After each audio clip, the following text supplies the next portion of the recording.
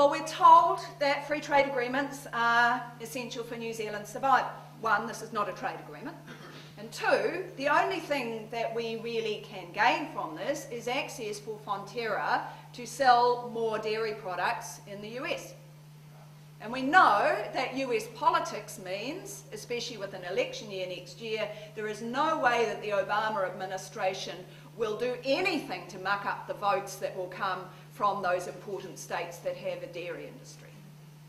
It is already, thanks to WikiLeaks, on the record that our administrators, our trade negotiators, our Trade Minister Tim Grosser do not expect to get anything for agriculture from this agreement.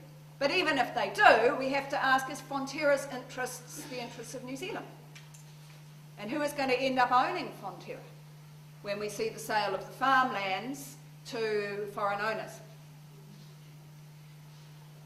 Now, in fact, that's not really what's behind this. What is behind this agreement is that they plan to use this 9-country agreement as the basis for an APEC-wide free trade agreement of around 25 countries.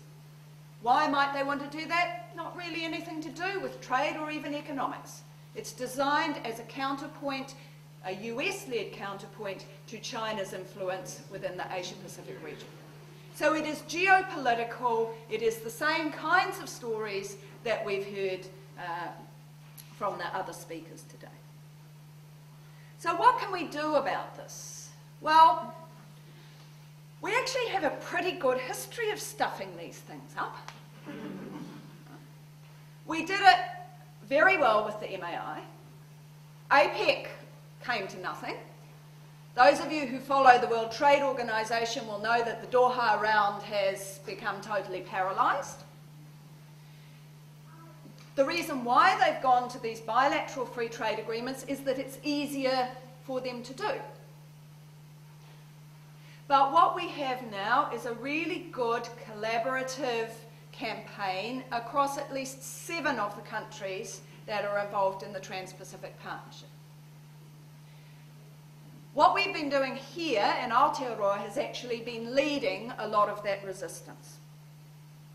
Some of the things that we have done, to start off, this is the promo.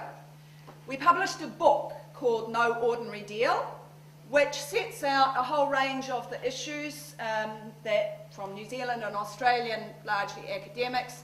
What are the issues for the health sector? What are the issues with climate change? What are the issues with investment? What are the issues for workers and so on? And so I brought 6 copies across, and I'd like not to take them home with me, at $35. But that led us, we did a lot of launches here and in Australia, and one of the really important things that happened out of that, because we had an American speaker, and you only take notice of foreigners when they come and talk about these things, is that we've got some of the mainstream business journalists actually accepting that this is a dumb deal. That's been really important.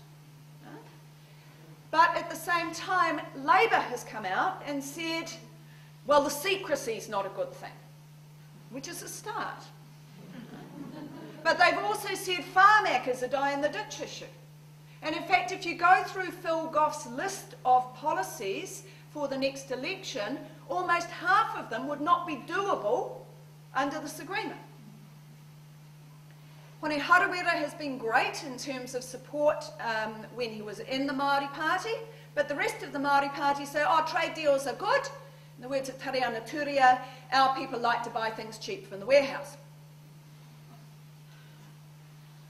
We have important work to do in shifting that political ground, especially at a time when, with the brash brand coming back into the picture, there is going to be debates about alternatives. And if this shuts the door on the alternatives, then we need to be clear that people understand the price.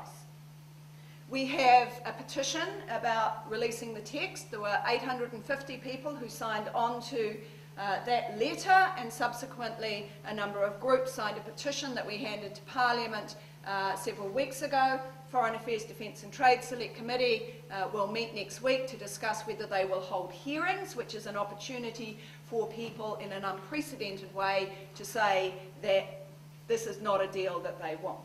But this kind of campaign only works if it becomes something that is on everybody's lips.